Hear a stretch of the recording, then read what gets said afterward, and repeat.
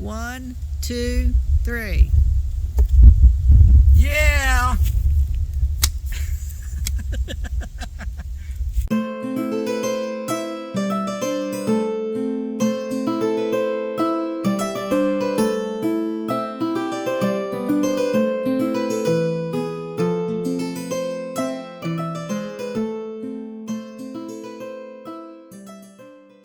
Three. Welcome back to my channel. My name is Carmen Williams. My trail name is OMO, and I am so glad you're here. If you've been here before, like I said, welcome back. If you've not been here, well, welcome. I'm glad you're here. Feel free to check out the other 105 plus videos that are on it, and I think you'll find a lot of it interesting. And if you don't mind, give those thumbs up on the likes. Subscribe if you want, that'd be great. Anyway, what I'm fooling around here with is the Fossil's Snap Fold Bowl. Alright, so this is really lightweight. It only weighs like 1.41 ounces, you know, and it flattens out. It's really good, super thin. And then when you want to eat, you got to put it together. When you're done eating, you want to clean it up, you got to unsnap it and get to here to wipe it down really good to clean it up to put it away. What I did, I started out on the Centennial Trail with the Fossil's Snap Fold Bowl. I started out with one of these and it worked great, very lightweight, but after a while it got old, you know, and I'm out there to have a good time, and anytime I can find a way to sort of cut my workload down a little bit, I will. So I got tired of snapping this together, I know, but that's me, and unsnapping it to clean it, you know. So I switched over and got the Sea to Summit X Bowl. Real simple, you know. You eat, you get done, you clean it out, you just rub it out, and then good, and it's flat. And it goes perfectly with the X mug that I like to use anyway. And so I could close this up when I'm all done, and it fits very nicely in there, making a nice small thing, and throw that into my food bag, throw that into my pack, and get out of Dodge. Yeah, that's what I do. What did I eat with? I like the Sea to Summit. I took this Sea to Summit spoon. It's a long handle spoon with a polished bowl. Very durable, fantastic, $5. It actually weighs less than my titanium spoon, long handle spoon. And that was amazing. I thought it was going to weigh more, but it actually weighs less. For a while there, Ozark Trail made a long handle spoon, and it sold for 88 cents. You cannot find those anymore, even though I have a stockpile of them. I bought them, a bunch of them. But I like this one. It's sturdy and just really, really good, and it's not very expensive, so I think you'll like that. So this whole gear review is about being in South Dakota on the Centennial Trail. I've been up there on that trail. I was the first person to officially yo-yo that trail that I know of, and it's documented now, and weather conditions can really switch and change and so forth. So these gear reviews I'm putting out on the Centennial Trail, what I used and wore and everything on that trail is coming out. This is just part one. So let me keep going here. I don't want to bore you to death with that. The knife of my choice that I used was by True. It's a little company called True. It's a very small knife. Weighs about 2 ounces. And very, very, very, very sharp. No plastics. It's even got a little belt clip on it. But you open it up, that's the whole length of it right there. So it's by a company called True, and it's very well made. So you might want to look in on that. That's good, but it's not going to be the knife I'm going to take on the next one. I've shifted over. I wanted something that had a little longer blade and weighed less. So I found this knife, or actually I was turned on to it by my friend next door. It's by a company called Swiss Advance. It is a Swiss-made knife, and it looks like a box cutter, but it's not. It's a regular blade, and it's got a dull end to it though. You see that? It's rounded off. But man, you talk about sharp. This blade is extremely sharp. You could probably shave with it, but very, very sharp, very, very light. It weighs less than half an ounce. It's like 0.44 of it, ounces. So it's very, very low. So it doesn't even weigh a half ounce. So this one is like super, super good. I want to say it weighs 12 grams. So yeah, you want to check this out. It's called Swiss Advance. Very sharp. This is going to be my next knife and my knife of choice. So I'm going to keep on going here. Now we got the bowls and the cups and the knives and the utensils. We got to cook this food. So first of all, during the trail last year, I carried the medium size and of the isopropyl, isobutane, whatever they call it. So isopropane, isopro. Anyway, you know what I'm talking about. The canister fuel, the medium size.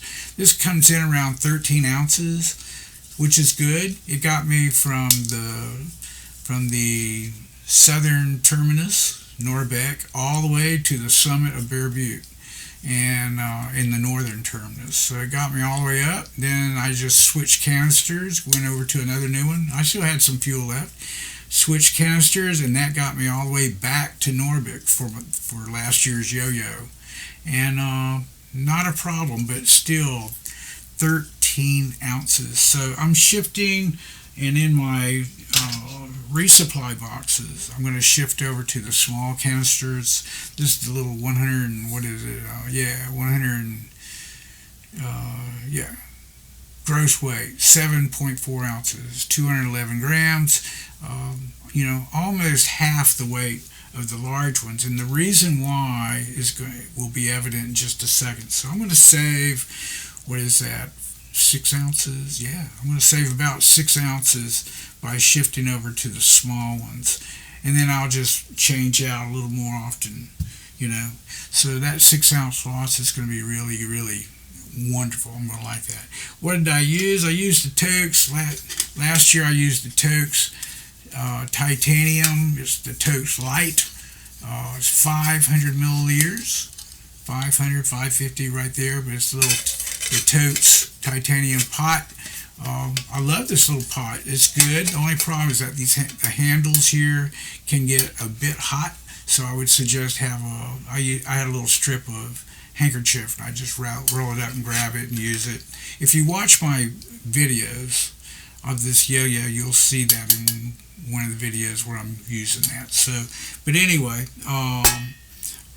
this is the pot I used, and along with that, I'd used the MSR Pocket Rocket 2. This burner, I really, really like this burner. It's not heavy. It works rock solid. It's a good burner, and no complaints. Fits on all the canisters with no problems, and boy, it works. It works very, very well. But it burns like about 7 grams of fuel for every 1 pot boil. And when you're using a small canister, every gram being used is important, because you want to stretch that out as far as you can. And I found something that's more efficient, and I'll tell you about that. But anyway, this would bring a pot, that little pot, to a boil in about 2.5-3 minutes. It'd be really, really quick. Wasn't bad. So I love this little burner right here, and I'm not shifting. I'm just shifting because of efficiency. So this is what I'm going to be shifting to. And I know you guys don't get all weirded out on me. I know, but I have to admit, I'm shifting over to this burner. And what is this burner? This burner just goes to the JetBull stash. I know it's a JetBull, but it's a titanium burner. It works very well, very, very well. I've used it before. It will bring the entire pot This is an 800 milliliter pot. It's titanium as well, but it will bring this entire pot to a boil in 2 minutes. Right at just a little over 2 minutes. So I'm getting half again as much water, which is what I needed, because sometimes I'd have to do 2 boils, one for my food and then another one for coffee or tea. It didn't quite hold enough water for me, and I'm burning about 7 grams of fuel per boil, whereas this I can do 1 pot that will take care of the water for my food and give me the coffee, and I'm only going to use 5 grams of fuel. Yeah, and that's why I'm shifting over. I think it has a lot to do with the ring, this little heat induction ring that they have on there. It really makes this whole system work very well with this burner. So I'm going to be shifting over to the Jetboil. Weight-wise, yes, this is a little lighter. This is about 1.5 ounces to 2 ounces lighter, all put together with the burner and everything. It all comes out about 1 ounce or 2 lighter than the Jetboil, but the thing is I only have to boil 1 time, and I'm going to save a lot of fuel, which is going to stretch out my time on trail before I have to shift to another small tank. There you go. So that's the system I'm using. I do like both of them. If you're using the first setup that I have, great. That's wonderful. No complaints. This is what I'm doing, the kinds of things I'm doing for myself. So that's what I'm doing on that part with the burners and all this other stuff. And I will be shifting over and going to making that little change. All right. I seem to be rambling. All right, so I think that pretty well covers all the eating part, what I do to eat. So the next thing we're going to move on to is going to be the sleeping part, the sleep system that I used. All right, ready, get ready, sleep systems. First thing, okay, now think, you got your tent all set up. On the floor of the tent, I use the Gossamer Gear 1/8 inch closed cell foam pad. Now Gossamer Gear sells this pad they sell this pad now as rolled or folded. Now the rolled up Gossamer Gear 1/8 inch pad, the rolled one, is about a little over 19 inches wide, and I want to say 50 something inches long. And it comes in about 3.2, the rolled version comes in about at 2.2 ounces. All right, very nice.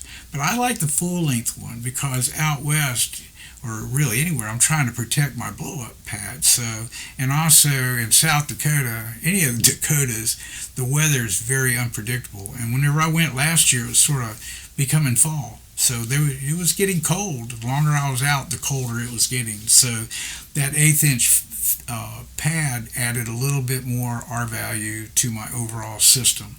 So that was on the ground. I used the folded one. Now the folded one's a little heavier because this is a full length pad. It's 20 inches wide and it's 75 inches long. And it comes in at 3.4 ounces. So that's what I used. I used the fold-up one, but I did do something. I rolled it up instead. I didn't leave it folded. So even though I got them, oh well. Anyway, you got it. I don't know about the young guys, but I don't know if any of you older hikers have been asked silly questions by younger hikers before. Like I had a younger hiker asked me one time, he says, what's different that you older hikers bring out that younger hikers don't bring out? And I said, well, 2 things. We bring out more wrinkles, and we bring out probably a totally different attitude, just like this one. Hey you, get off my lawn. Kids, man. All right, I'm back. All right, now on top of that Gossamer Gear pad, what do I use? I use the Thermarest Neo Air X Lite. That's what I use. It's the size is the regular wide because I toss and turn a lot. I just like a wider pad. Now my wife, she can lay down and she's out. Me, I lay down and I'm just all over the place. I like to sleep on my side or even on my stomach. I can't sleep on my back. I just never have been able to. The weight of that pad is 15 ounces. So the Thermarest Neo Air X Lite, 15 ounces, and it's regular wide. So that was what I put on top. The R value is 4.7, 4.2. I think it's 4.2, yeah. All right. So pillows. The first pillow that I started out on the trail with was the Climate Pillow X Large. It comes in at 3.2 ounces and very, very comfortable. I put my buff around it, gave it sort of like a pillowcase effect, and very nice. It was a very good pillow.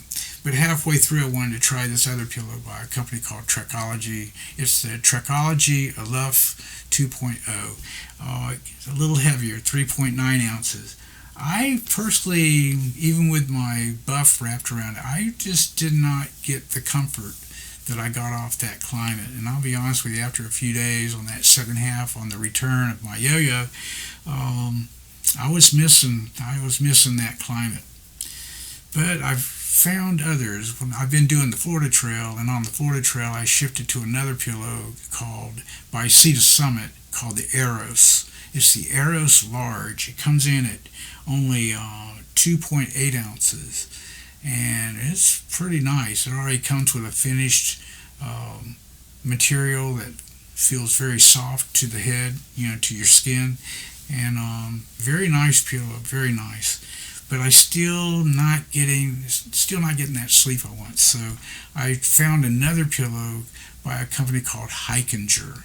Now Hikinger was extremely comfortable. It's got a removable pillowcase so you can wash it, or you can stuff stuff in there and make it even thicker. It's almost 5 inches thick. It's 4.7 inches thick. But the problem is it's heavy. It comes in at 5.6 ounces. So I'm on the fence, but it was very comfortable. When I tried it out, I fell asleep like immediately. So, but I'm still on the fence about that. What's the cost of a good night's sleep, in weight? Yeah, I'm going to have to think about that. All right, I'll be right back in just a second. Quilts. That's what we're going to now. Because I've already got the bed set up. Now I need to cover up. Because you want to be warm, that's for sure. And as you know, further north you go, the more crazy those temperatures can be. So what I took the War Bonnet Diamondback 20-degree quilt. Comes in around 23, 24 ounces. Worked really well. Worked very well, actually, except when the temperatures started dropping into the mid-20s. When it got down that low, I'll be honest with you, I started getting a little cooled off, started to get a little cold. And I'm a cold sleeper anyway, so I needed something. So I'm going to shift over to the Enlighten Equipment Enigma 0 degree. It weighs 29 ounces, so it's going to be a bit heavier, and but the thing is that I know I'm going to be a lot warmer. So I am going back. I'm going to do a back-to-back yo-yo. So I did a yo-yo at the end of last year. I'm going to go right back, and I'm going to do another yo-yo. I want to do a better documentation of this trail. So I'm going to be back up in South Dakota, but I'm going in May. And temperatures are definitely going to be colder for sure, because it doesn't warm up there as much as it does, in other places in the country. So I think a 0 degree is going to come in pretty handy, because they get snow in May, and it's going to be damp. It's going to be a little more rainy. That's a very rainy month for that. So anyway, I hope you guys enjoyed all the gear reviews. The next one's going to be on clothes. Trying to think of a good title for that, Yeah. Maybe I'll call it "Don't Get Caught with Your Britches Down." We'll see. But anyway, it'll be part two. It'll be the clothing that I wore on the Centennial Trail. And I will do like in this one, I will talk about if I'm going to make any changes.